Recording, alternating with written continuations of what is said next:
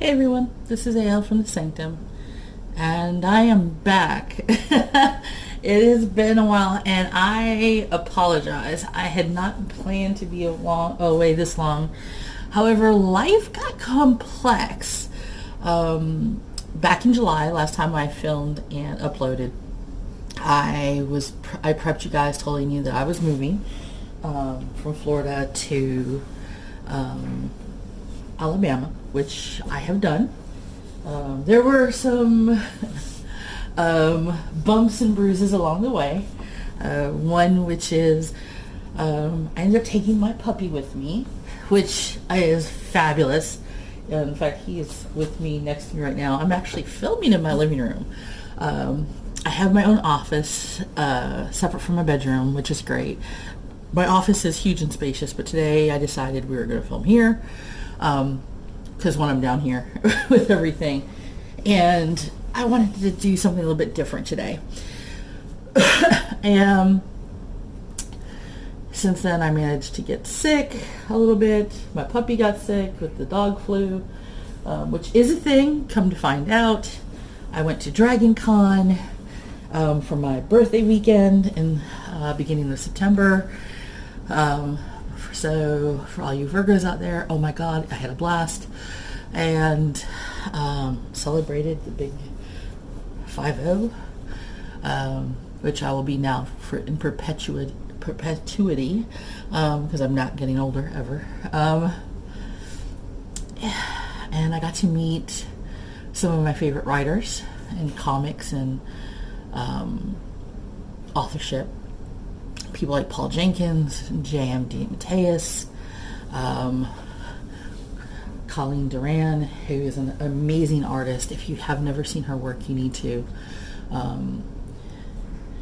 She did Neil Gaiman's Snow Glass Apples just recently, and if it is beautiful, I mean stunning beautiful. She autographed my copy, and I have it in my room, and I'm not showing anybody because it's mine. I also got a chance to meet some of my favorite stars this go round, and I actually got to play the fan this year. Normally I'm on panels too, so I don't get to do what I did. So I got to meet David Tennant, which was amazing. It was on parade day, and I was running later than I left early, super early, so I could get there on time, with time to spare, I had hoped, and I literally got there 15 minutes before my picture was due. So my mind was like lost because of the overwhelming amount of people, and psychically I was battered. And he asked me how I was doing, and that voice, you know how that David Tennant voice is. And my brain said click, and I looked at him and I went, Dr. Crowley. It was like Doctor Who, Dr. Crowley, it was Crowley from Good Omens. And he started laughing, and I was like, I'm doing magnificent. It's my birthday weekend, and here I am with you at this moment. And I'm like, wow. And he's like, you okay, love? And I was like, yeah, I'm perfect now. And I got my picture taken, and he gave me a hug, wished me happy birthday. And it was at that moment that I think finally it started hitting me that I was at Dragon Con. I had spent all day Friday with a lot of my writers, and it was like the most giddiest time Friday. Saturday I met David Tennant, Carl Urban, and Jack Quaid, who are on The Boys. Oh my god, and they are hysterically funny. I love the two of them. I cannot say enough cool things about them. They made me feel so welcome, and I got great big hugs. Which I was like, yeah. And Jack Quaid, by the way, guys, he's tall, and I know on the show he looks kind of like, not necessarily thin, but he looks like wiry, which he does, but in person he has this like a swimmer's build almost, and he's just like, oh. And Carl Urban is like this piece of muscular, oh my goodness. And he's got this laugh, and I was just like, I just want to hang out, thanks. So yeah, and then Sunday came. For those of you who follow me on my Twitter, know that Sunday was my DC day. That was the day I got to meet Matt Ryan and the DC Legends of Tomorrow cast and crew for pictures. And I had been to one of the DC Legends panels on Saturday. But when I got to meet Matt Ryan, I was like one of the last ones who got to say hi to him and get my picture taken. And it was a moment where I was just like, oh. And I had said something in Welsh to him about him being a bloody, gorgeous wizard.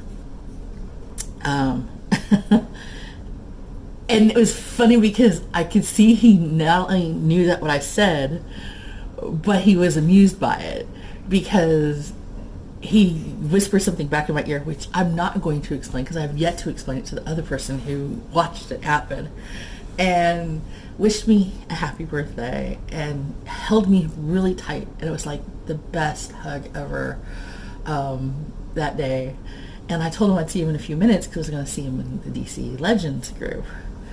And so when I showed up, he's like, oh, look, it's the birthday girl. She's back. And I told you I'd be back.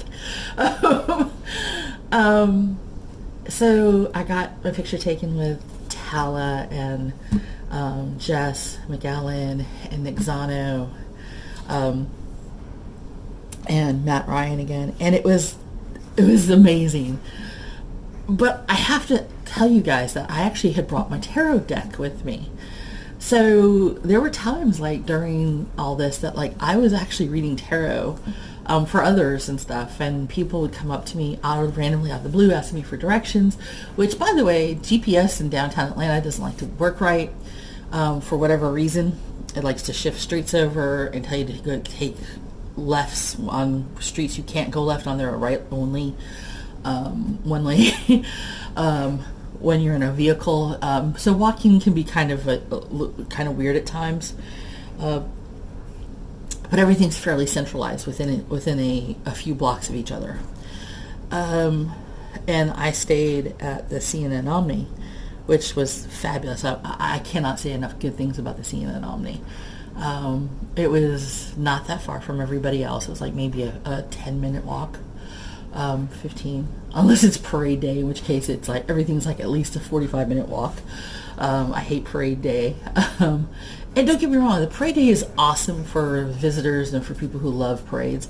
I am not a parade person, being an empath. Parades are evil. And it's funny because I used to love parades as a little kid, and I still don't know how I managed to get through them. I got caught in this one this year, and it hurt. I had to psychic scream in order to make people move, which is probably why I was so out of it when I met David Tennant Saturday morning at first. I met Paul Jenkins, who's one of my favorite authors, writers, both of book and comics. Meeting Paul Jenkins was like a dream come true. Meeting Paul Jenkins and meeting Matt Ryan, which is, Paul Jenkins wrote Constantine for about 5 years, and meeting Matt, who plays Constantine, was like winning the fucking lottery. Meeting J.M. DeMatteis, who wrote some of the most iconic stuff of Spider-Man. He's written some of the best DC animation movies out there. Justice League Dark, and a few others, but the Justice League Dark one's one of my favorites, right? And it probably will always be.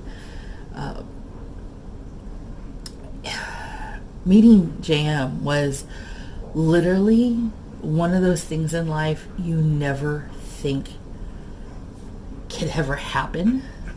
So for it to happen, it is amazing. Just like meeting Colleen Duran was like, oh my God, it's Colleen. Got to meet people from Scout Comics, which was amazing. that was crazy. Met people from Aftershock Comics, their promotional department people, and they are awesome. I got to meet so many people, and the cosplayers were just astounding. Wow. So I come home, I end up being sick, and the filming that I had planned to do that weekend was like gone. My puppy gets sick shortly after because he caught whatever I had. Puppy flu. He's now finally recovered and becoming his usual playful self. So in the meantime, I managed to collect some tarot decks, and I'm going to do some reviews, and we're going to do some pick cards. The goal is to get back on track again, but I wanted to make this video first. We're going to actually review the Vice Versa Tarot because I have been wanting this deck forever, for quite a while, and I love it because this, by the way, it is a Los Garibo deck, but I love because I actually got the kit. It's got the magnetic closure. But the reason why I was talking so much about going to Dragon Con was this deck was actually in my mind a lot while I was there, because being at Dragon Con was like a lot like this tarot deck. As many of you may or may not know, this deck has a front and a back pictures. You know, you have your traditional front shot, and then you have whatever is going on behind the scenes, like behind the person. So like you see this, but then in the back, which would be like the reverse, is the back side of what is going on. So Dragon Con is kind of like that. You have things from I guess you would say the perspective of the person who is there as a fan, a perspective of somebody there who, as the guest panelists who are on panels, and then you have things from the perspective of people who may be there in like the pop artist gallery who are selling things, or a little bit of both. So this year, for the first time, I was there actually just as a fan. Other times I've gone on panels, I've done stuff.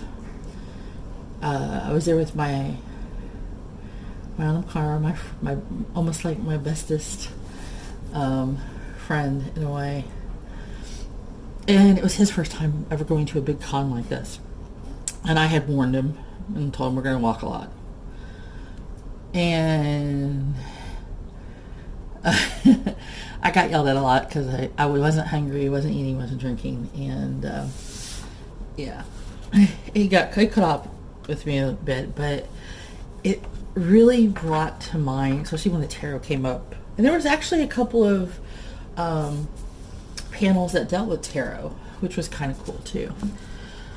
So let's talk about this. This is by Lunaea Weatherstone. I love this deck. At first, when I first got it, I was excited about it, and then I was like, yeah, maybe no. And then as I started working with it, I started realizing the subtleties of it, and I was like, oh, I think I like this a lot more than I thought. And she's so cool. This book, by the way, is phenomenal. Even if you just pick up the book, if there was a way to pick up just the book is amazing. The artwork, by the way, is by David Corsi, and David needs like to be hugged and loved on and given like some major props because the artwork is stunning. So one of the things about she brings about a tarot deck is about that there's the concept of yin and yang in Chinese concepts, which is two sides make up a whole. So like day and night, outside and inside, dry and wet, warm and cool, open and closed, dawn and dusk. passive and active, conscious and unconscious, solar and lunar, material and spiritual, personal, universal, known and unknown. And when you use the deck and you see certain symbols, that the deck is considered both sides. See what additional insights you gain. Read the side that is facing you without looking at the flip side. Consider the card's image as a whole unto itself. Without looking at the interpretation of the book, just explore it slowly, noticing all the symbols. Think back to the pairs mentioned above and add your own. And then read the descriptions in the book. Newcomers to tarot often feel their goal should be to get off the book as soon as possible and to read without referring back to it. There are no shoulds in tarot. You know, oftentimes you hear people talk about, oh, I was trying to learn it all so I could get out of the book. And I love it because she refers to this thing about this side and that side. Like, there's this side, which is the side we're all used to seeing for the Fool, and then there's that side. So it's kind of a neat sensation in this book, and I love the fact that all of the pictures in this book are color, and every picture gets a full page, so you can see it, and it's nice because it's actually bigger than the actual card itself. So you get a little bit more detail. And it says when you get this side in a reading, it gives you a little bit more like a concise thought process. So those are for the major, and then when you get to the minors, this side, that side are side by side, which is also cool. In a way, I kind of like it better, only because of the fact I like the idea of being able to see side by side the meanings.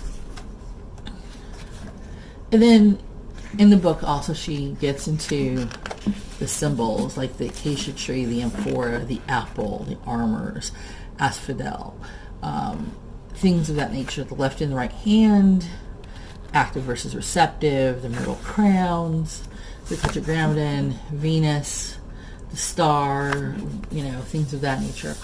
So the book, reference-wise, is like amazing. It is something that I found myself like going back to just to read out of the blue for reference purposes, because it actually deepened my knowledge of just tarot in general. So I wanted to look at the cards with you, and the cards are mixed up a bit. I know usually I don't do that. I keep them fairly unique and separate and alone from each other. But I wanted to show these to you because one thing I love, besides the fact that they're borderless, and we know that I prefer borderless, is take a look. Like, this is the Chariot, but she has this bottom here with just the number, no name on it, which is probably the only thing I don't like, is not having the Chariot, because especially if you're new to tarot, it's hard to remember what they are. Yes, you should be able to go off of the picture, but some of us are not like, is this the Chariot? Is this going to be the, is this death, or is this the devil? Is this, strength, or is this justice? So, but I love the fact that in the details on the reverse side, like, you have such details like the astrological moments in there, and like with the wands, they have the wand and then the number for the significator, and then you can of course see in the pictures, and then when you turn it around you see what they're actually looking at, which I find intriguing because it gives you and there's more to the story. So you have carrying that load, and the 10 of wands, the 10 of staves, and then you have, if you look at that, I love that look of that aspect, or temperance, where you have the lion and the bird. And the swords, the Five of Swords.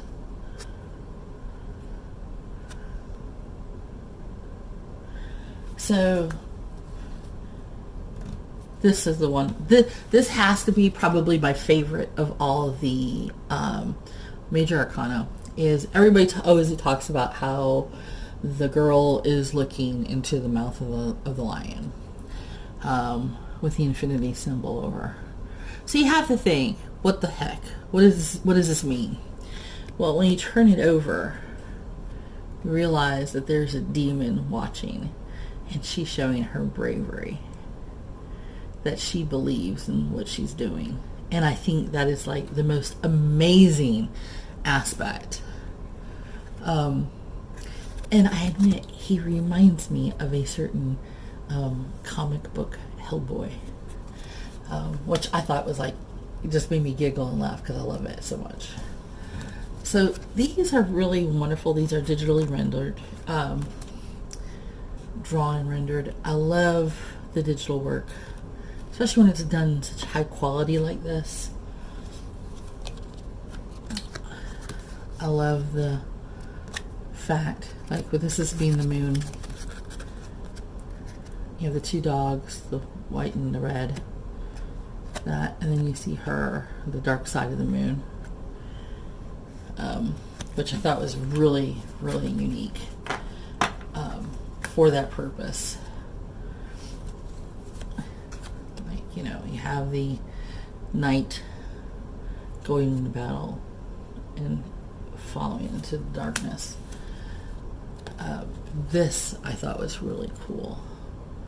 You have him standing there ready. Notice the burnt, but at night the magic. And the phoenix. I was like, hey, that's just freaking awesome. So yeah, there is a bunch there. Like, you have the queen. And look at the support on the back, how the growth is. So, the cups. Oh, kid. The broken heart. You know, the traditional broken heart.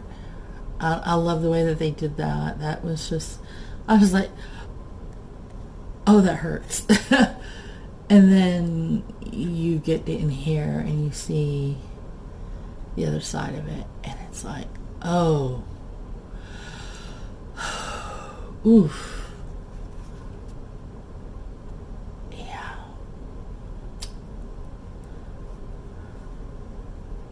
You know that it's for the best, and that things can grow from that, and it's like, oh, okay. The Hanged Man. And there he is being watched.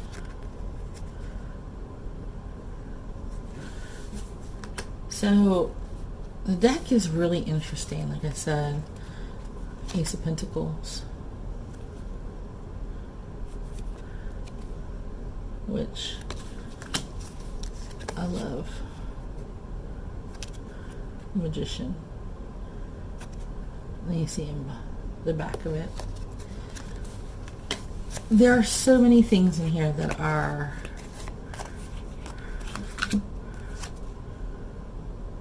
the balancing act of the Two of Pentacles.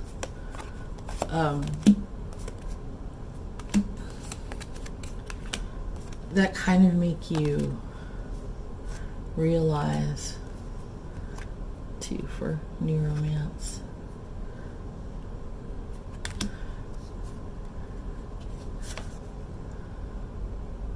Family faithfuls. Seven of Cups.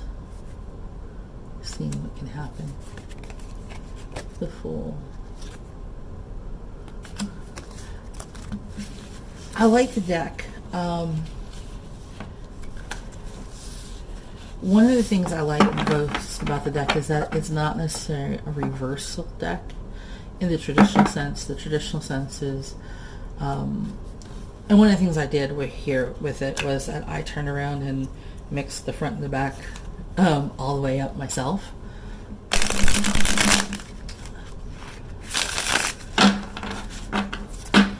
So you can do reverses, but you can always do the reverse in the sense of you have the front and the back doing it both ways, which is kind of cool. So there's no, oh, I don't do reverses. No, you do. You just don't do them in the traditional sense. And I think that is actually one of the best ways to look at it, is reversals are not necessarily bad. And that's what this book tells you. It's a vice versa. Well, it pairs differently. And because of that, we take it at a different face value. Because some of the cards in our deck, even if they're face up, isn't necessarily a good thing. And this kind of goes with that flow. It's just another side of a coin. So what we're going to do is we're going to do a reading like we always do. And we're going to see what's in store for us. And I'm actually kind of excited about this because I've been doing readings, private readings, and I'm still taking private readings. In fact, my website's getting ready to be revamped and put together with my writing website, so this is going to be pretty fun. So, oh wow. Could we be any more dark? Ooh, wow. So, as you guys probably know, this is the Tower card. Tower card starts this way. This is as we're looking from the other side, the reverse of things going and falling. And then we have the Ten of Cups, happiness, wish fulfillment, your dreams coming true. The One of Cups, which is all about emotion and all about going for your heart and your soul. We're talking about the Six of Wands. Raise for victory, raise for honor. But what do you have to do to get to that part? The Pentacle. That this would be the King of Pentacles in reverse. So you got to think, well, if he's not looking at you and you're looking at the back of this bounty and of this thing, are you leaving your bounty behind? Or are you heading towards it? Now you have the Five of Wands. So you're facing hardship before you.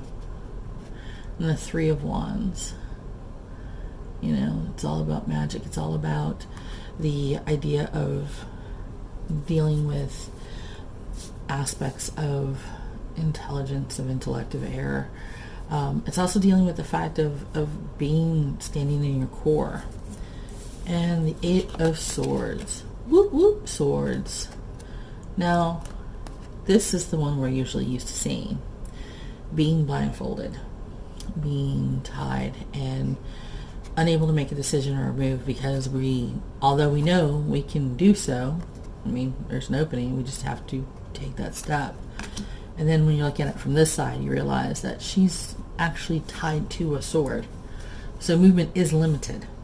We just aren't aware of it. She feels it, but we, person looking at her from the other side, are not. But there is a bird who sees everything at a different perspective. So what it is saying is a different perspective is needed. So let's take this in order. And we're going to refer to the book a little bit. Because I like to know sometimes, especially with this book, kind of what they see different than what I see here for us. And I like it because it's a neat, intriguing thing. It says, out of nowhere, a sudden bolt of lightning strikes the tower and blasts its two occupants from its shelter. The king and his architect constructed and possessed the tower, which in their conceit they thought to be indestructible. But their earthly roles are meaningless to the eye of God. Whatever illusion they had about their power and permanence is burned away as they fall toward the waters below. The presence of a dove The Holy Spirit assures them that they have not been abandoned, but they are in no condition to believe it at the moment. There is no way to prepare for a tower experience other than to know it's coming. Look for the weaknesses in your foundation. Where are you complacent? Where are you vulnerable? Do you have inner and outer resources you need to deal with big change? It's good to be alarmed when you get the Tower card. It's a wake-up call and a cautionary tale. Don't sugarcoat the message. The time for denial is long past. So, shit's coming. Are you prepared? Have you done the work? You know, one of the things I've talked about a lot of times is that change is coming. The shift is approaching. My shift has started. My shift started the moment I moved. I've had a lot of good stuff and I've had some bad stuff. Unexpected emotional things to deal with. Unexpected things that flew in the face of everything that I thought it would happen. But I'm okay with that. And I think the reason why I'm okay with it is because it was so much more and less than I thought it would be. And I'm okay. So I know that my tower moment had already started, and I am in a shift of things that are going to come my way. And they've already started in ways that I didn't expect. So I'm cool with that. So let's talk about the Ten of Cups. Okay. Now, they're called chalices in here, of course. Now, for the Ten of Chalices, it says that two lovers have found home in each other's arms. The clothes are simple, their feet are bare, they may be on a desert island, but still they are home. The rainbow arching over them is a sign of the heaven's blessing on their union. 9 chalices of bliss from the previous card are all here, and one more for good measure. Each chalice holds the sun, an affirmation of happiness from the Sun card, the most positive card in the deck. If a loving partnership is what you most desire, know that it is within reach. But you must reach. If you are closed off to the approach of true love, it will never make its way home to you. Sometimes this closure is from fear, sometimes from anger, sometimes from a feeling of unworthiness to be loved. Yeah. Let this card be the beginning of healing for you and the ones you love. Obviously, I need to talk to the deck later. So, the Ace of Chalices. So, this is always about the Great Fountain. It's set on a tranquil lake. It is shaped like a chalice with 5 sea serpents spilling water upon the lilies below. The stream symbolizes the 5 senses and the 5 oceans of the world. The water lilies represent peace and enlightenment. A woman is sculpted as emerging from the heart of the chalice. The presence of a dove tells us that she is Aphrodite, the goddess of love. The Ace of Chalice represents the gift of love. Chalices are the suit of emotions, visions, and dreams.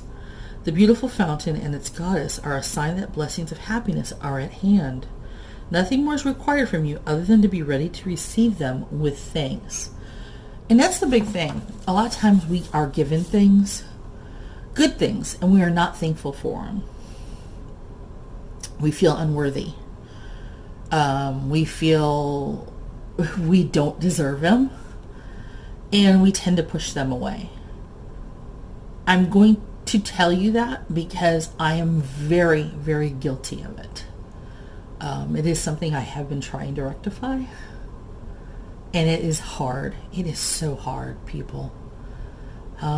When you're told your whole life you don't deserve happiness, and when you get these small happinesses and you're blessed with love of different kinds and you feel you're not enough, you have to take these blessings as they are given, because they are given to you because people believe that you deserve them.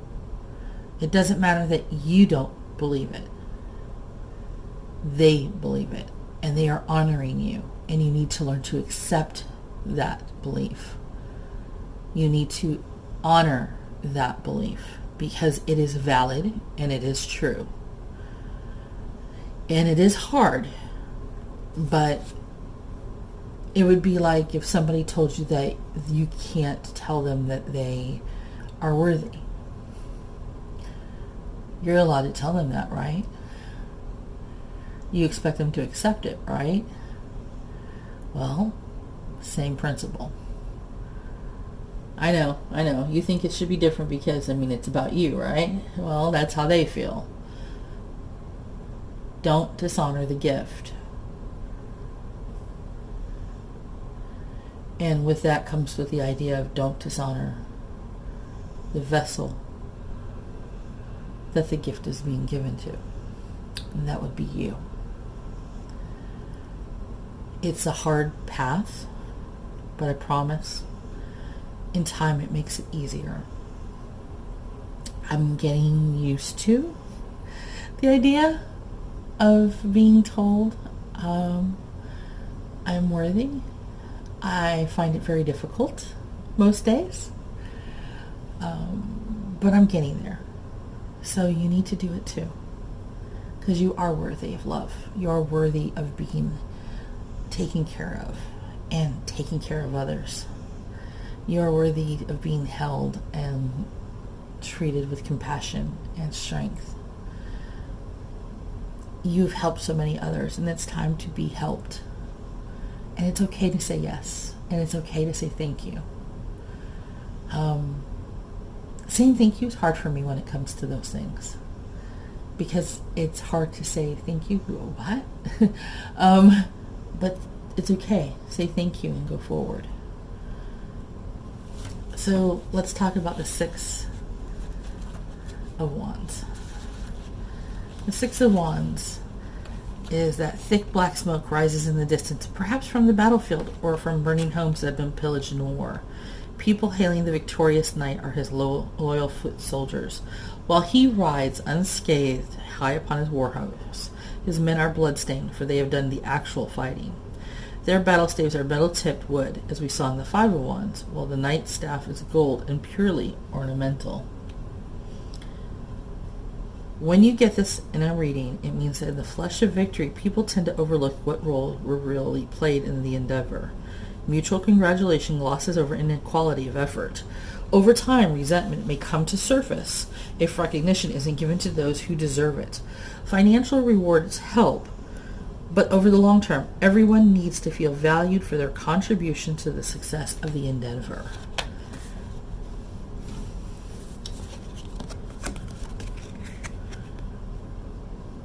You should feel worthy for what you've done. There's always somebody who puts themselves in the lead, that likes to be adored, that likes to be given attention. It's their modus operandi, for lack of a better term. They enjoy being fawned upon or treated with more. But they have to realize that they need to give as much as they get. And it's okay to sit there and say, look, hey, I did all this other stuff too. What about me? You are worthy of being given and treated in such a manner as well. Just make sure you give too. All of us are able to have that. So let's talk about the King of Pentacles. Let's go, King. Let's go, King. The daylight scene is much the same for this earthly king. Doesn't have many secrets. He is straightforward in his thinking and in his deeds. An ox stands nearby, symbolizing steadfast strength and the ability to take on hard tasks. Another watermelon is tucked away behind the throne. Perhaps he is saving it for himself, since there is enough for everyone. His castle is in the distance across the rolling hills. Though there isn't much to learn from his inner self, we can learn a bit about his marriage. The Queen of Pentacles on her battered throne, and her exhaustion from always caring for others before herself, is a vivid contrast with the king's shiny throne, his abundance of food, and above all, his distance from the castle. He knows how to replenish and maintain his own well-being, so he can keep taking care of others and take care of others in good health and good spirits. So you have to think of yourself like the King of Pentacles does.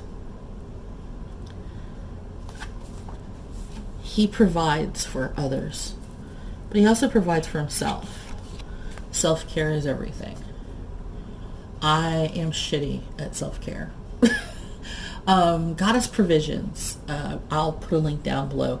Goddess Provisions is running a self-care course that I have signed up for because I am shitty at self-care and I really need to get better at it. And to be honest, if you self-care, you're better at taking care of others because you take care of yourself too. You don't let yourself become worn down and worn away. When I get really bad because of my empathic behavior, I run away. I deactivate. I hide. And then people start trying to find me and I get phone calls. Like, no, seriously, I do. So, yeah. This is what happens. We need to be more like the King of Pentacles. He can be further away from his home, yet he is in good health, and he knows that others are kept in good health and good spirits because he has prepped and planned, and he makes sure that he's cared for as well as everybody else. There's no slack. There's no distance between that. So we go to the Five of Wands. Staves are tipped with metal, but they can be broken, as we can see from the splintered staff that's on the ground. Oh, that's awful. The soldiers too are tipped with metal, but their helms are their only armor, and their bodies are vulnerable to the breakages of their weapons. While the scene on the other side doesn't hold any special port nor seem ominous, on this side, the presence of the erupting volcano tells a different story. The healthy competition or intellectual sparring is becoming heated. There is a danger of explosion if the tension isn't dialed back. You may gently probe for wounded places in the situation, but beware of pushing too hard. There is unseen anger that needs an outlet or a timeout if that seems more appropriate. The endeavor is threatened from within. Sometimes people like a good healthy debate.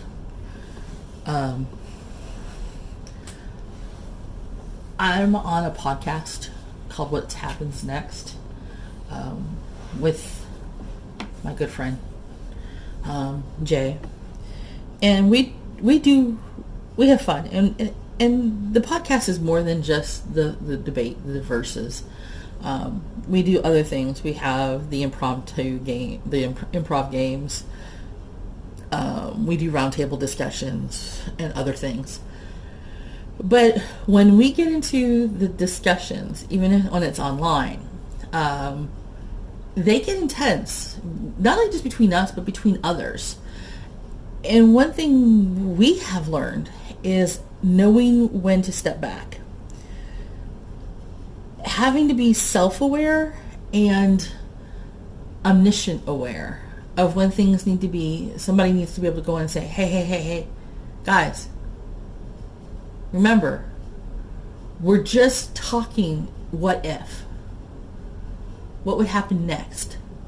There's no need to get personal. Remember, this isn't really happening. We know you have your favorites. We know you're passionate. But shh, it's okay. Everybody has the right to their opinion here. It's all good. Step it back. Step it back. And you have to be aware of that in your own life. Do you get too passionate too quickly and get angry, snap like a volcano, and explode? Do you feel that you don't have somebody to defend for you or somebody to step in who can see that when it happens? It's something to be aware of. Let's go to the Three of Wands. And this one I wanted to really get into because this one really means a lot, I think, for all of us, and it's kind of a key card for us. It says, a white hot sun blazes down upon an arid scene. The unrelieved desert stretches far into the distance. A cloaked man faces toward the empty landscape, his scarlet cloak floating over the ground. Two leafing wands stand to either side of him, and in his right hand he holds a wand that glows with fiery symbols. In his left hand floats an elemental orb. When you get this side in a reading, this man is waiting for something to arrive, and he feels well prepared to meet it. It may be another person, an offer of some sort, an adventure. Whatever it is still some distance away, but steadily coming closer. Whatever you are expecting or anticipating, are you ready to receive it? What needs to be taken care of to prepare yourself, your environment, your existing enterprises? Are you ready? With all of this, the Tower, are you ready? True love, are you ready? Love coming your way, are you ready? Recognition that you deserve, are you ready? Self-care, have you done it? Are you prepared? Are you ready? Something that can snap off in a moment, are you ready to handle it? Are you prepared? This card, the key, are you ready? And if you're not, the question then becomes, why not? So that brings us to the Eight of Swords, which I think gives you the answer and in some ways helps you to define yourself a little bit easier. It says, from this point of view, we can see that the ropes that bind the woman are loose, and she could easily escape them if she chose to do so. Moreover, one of the swords is within her grasp already, making her release even more possible.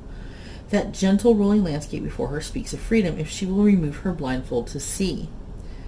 A large eagle flies toward her, symbolizing far-seeing perspective. Don't wait for someone else to rescue you. The situation is well within your capabilities. If you choose to stay where you are, acknowledge that it is a choice you make freely. Don't see yourself as a victim or place blame on others for your circumstances. If someone else is playing the victim in this scenario, the kindest thing is to let him or her summon the strength and intelligence to break free. So, if you prepare, if you are truly being true to yourself, and shit's gonna hit the fan, if things are gonna get real, if love is coming your way, and you know things have to be done, including prep yourself, including making the changes that are necessary to be able to do right by falling in love, taking a new job, doing what you need to do.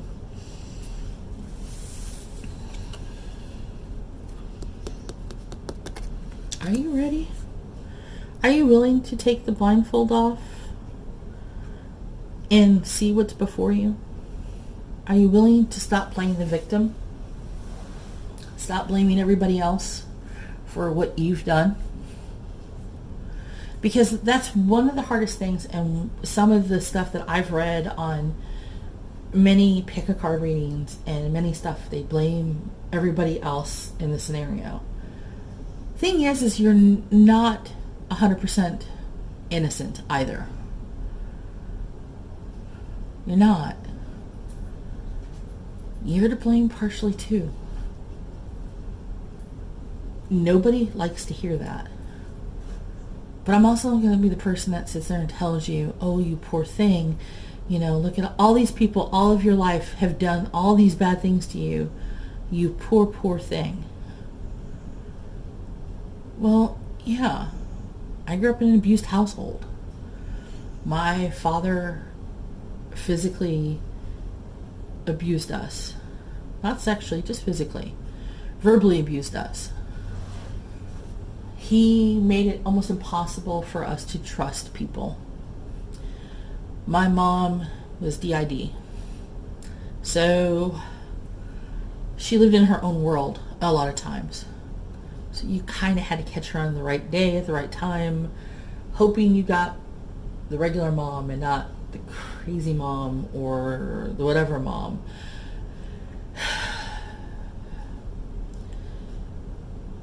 I was the oldest, so I took care of my sisters. But I made a promise to myself when I was young. I would not be like my parents if I had kids. And I did. And in a lot of ways, I was not like my parents. There were some things that slipped that I did do like my parents. Some of the good stuff, but also certain things that I did not realize that were inherited behavior, in the sense that I did not know that there were certain mental illnesses that ran in the family. Because, well, when your family tends to hide shit, you don't know about it until you get diagnosed.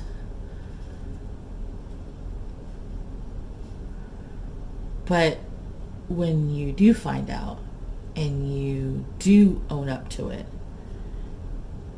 you learn to take off your blindfold. You learn to be real. You stop playing the victim. You learn to be part of the solution.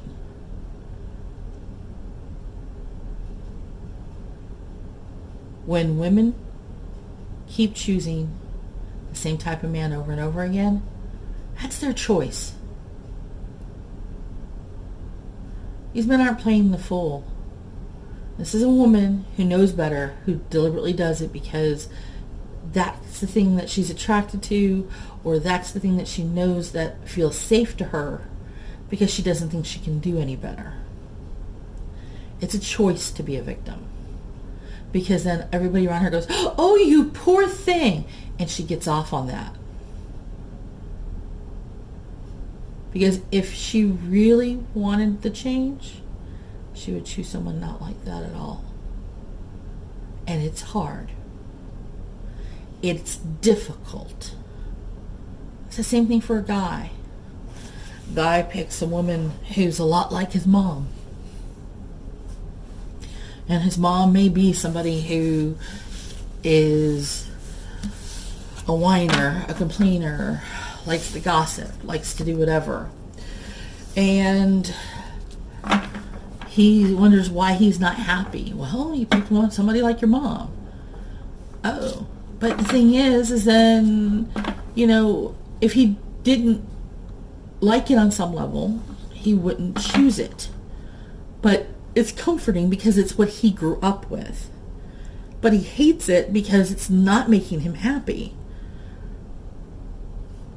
There's comfort in pain to a certain level because it's what you know. And that discomfort and that uneasiness in what you know keeps you there. It keeps victims and those who are used to being victims and getting a pat on the back of, "Oh my God, I can't believe you're just handling that so well." Well, sometimes we keep victims as victims longer because we applaud them for what they've done and how they've survived. We don't give them enough tools to get the fuck out and tell them to be stronger and show them how to be stronger and to make better choices. Now, and the reason why I can tell you that, because I did it. It took me 3 years to figure out a way to get out and get divorced. It took moving to a different state to get that to happen. So don't tell me that it can't be done. It takes time, it takes planning, it takes effort, it takes constant re-evaluating yourself and keeping the thought in mind that you can do better. You can be better. There's going to be slips and slides and slopes. But like the deck says, you have to be able to make that choice and to see yourself in a real thought, that you are not a victim. You have to choose not to be in that part anymore. So, the Vice Versa Tarot. It is amazing. Lunaea Weatherstone, David Corsi, Massimiliano, Filadoro. Do I recommend it? Yes. It is deep. It is a bit difficult at times. But it is worth it. Is it for more advanced users of tarot? Yes. Can beginners use it and learn a lot? Oh, hell yeah. I would use it as my study tarot in a heartbeat. Do I use it in readings? Yes, I have. It is definitely a 6.7 out of 7 chakras. So yeah, get it, invest in it. It is a deck, and I would get the kit. It is a kit worth investing in and using every day. Definitely. So until next time, Bendithian, best wishes, and I am back, people. Woohoo! Mwah!